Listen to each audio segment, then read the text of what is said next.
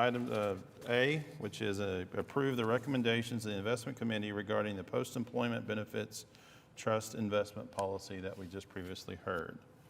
I will entertain a motion or any discussion regarding it. We have a motion and a second.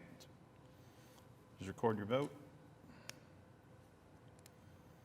And the item passes unanimously. Item number 2B is approve the recommendations of the investment committee to convert the share class for Hotchkiss & Wiley mid-cap value equity, Lord Abbett high yield bond, and double line bond funds.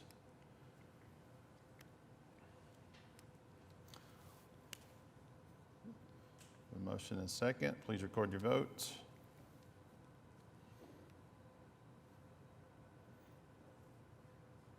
And it passes unanimously. Now we have item number 3. Thank you all for your help on that. Item 3, presentation of the monthly flash report as of June 30, 2021. Mr. Anderson. Thank you, Mr. Chairman and trustees. If we could go one more slide here. You can see performance so far for the year to date on the upper right-hand side, the chart there. You can see performance has been a bit volatile, but it is upward for equities. Fixed income has been largely down this year as interest rates have moved higher, but as of the last couple of weeks, we've seen interest rates move back down lower, which will be positive for bond returns moving forward for at least this time period. However, returns tend to be pretty strong here for the year to date. Russell 1000, that's cap-weighted large cap stocks, up almost 15% for the first half of the year. Small cap stocks, which have rebounded nicely, up 17.5%. You'll see that the ACWI ex-US, that's all country world index, so that's international equities except for the United States, up 9.16, which is fairly strong, but you can see that they were negative during the month of June, whereas the US equities were positive. And you can also see that on a year-to-date basis that bonds are negative, which is unusual. As we look at equity sector performance on a month-to-date and year-to-date, energy is really the runaway winner here. As we recall, it was the runaway loser for the last 3 years prior to this, from about 2015 on. Energy was not a place to be investing, but so far this year, small cap energy up 71%. Going down that list, you can see all positive for the year-to-date period, except for international utility stocks. But this is definitely what's known as the reopening trade, which started in November of last year when the first vaccine approval was granted. Can we move on to the next slide here? This is obviously the slide that we love to look at every quarter, every month that we're together. The net cash flow goes all the way back to 2009 when this was initially funded with a little bit more than $6 million.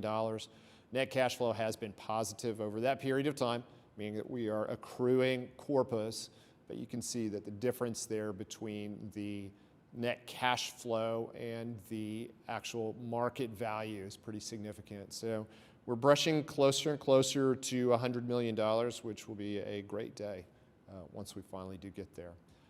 Next slide, please. Here's the total return of the fund and versus benchmarks. You will see here that this is all net of fees. So for the month of June, 1.46%. For the quarter, 6.15%. You can see that our actuarial assumption, I'm confused a little bit right now, but on a year-to-date basis and a one-year return, you can see how high those returns are. Just amazing going back to July 1 of last year, annualized rates of return for the 3 years to the 5 years, and since inception of 8.89%. Looking down the list for the one-year returns here, you can see our bonds were not very strong, given the fact that bond yields went higher. But again, that's sort of the ballast to the portfolio, and that's 26% of the overall portfolio as well. What did well recently is our higher risk corporate bond exposure through Loomis sales, but they were not great last year. So for the one-year rate of return, the Loomis sales bond fund is up 11.4%. Its index is down slightly. That's because they invest in corporate bonds and high-yield bonds that have done much better than treasuries over this period of time. You'll see that our double-line bond fund also outperformed, but by a smaller margin. And high-yield bonds have been particularly strong over the last year, up almost 19%. it is a good time to be getting away from the bond market for a long-term investor. But again, we do have the what I like to call the counterweight to equity market volatility, and that's the Hoisington. Just spoke to David Hoisington today. You can see how the return over the last 1 year is not great, but over the last quarter is fantastic.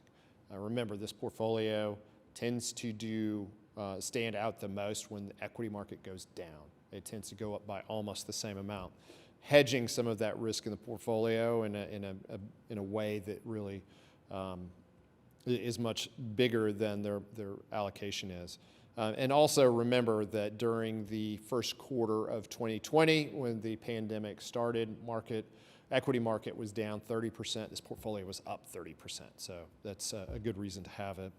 Going down to the domestic equity composite over the last 1 year, the return is 46.77%. So astonishingly good. Don't count on this happening in the future. Long term, we expect equities to be about 10%. You will note that there is a NA on the Fidelity 500 index there. That's because we just put that in place. Looking down on the rest of the portfolios here, Hotchkiss and Wiley, we just voted to reduce or to change the fees there. But again, 94% rate of return because they were deep in the economic recovery trade in their portfolio. They're deep value managers. They tend to buy what the rest of the market does not like. And so in times like this, coming out of recessions, returns like this are welcome, but this is not something that happens all of the time. The Stevens small cap portfolio up 40%. This is a little bit more cautious in some ways than its benchmark, but the returns have been very strong. And we have a mid-cap value portfolio and a small-cap growth because those sort of perform at different times to give us balance. And then our international equity portfolio with Causeway, value bias, again, up 40% for the last year, so doing quite well. Is there another slide? That's all? I'm happy to take any questions.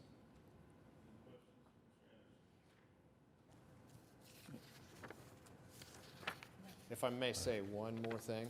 Sure. It's times like these that we need to be very careful about our asset allocation. I know we've moved to a more aggressive equity portfolio, larger proportion of the total fund, but when returns are this strong, any time we need to contribute money to the trust or take money from the trust, we're going to do it in a way that gets us closer to our long-term targets because everybody gets very enthusiastic when returns are this strong. And on the other side of that coin is when returns are weak, everyone is pessimistic. So long term, we're going the right direction. We need to make sure that, again, we temper our emotions when it comes to managing this portfolio. Thank you, Mr. Chairman. Thank you, Doug. Any comments, questions for Doug? All right, thank you. Item 4. Reports, comments from trustees, staff, and interested parties. Trustees? Nothing?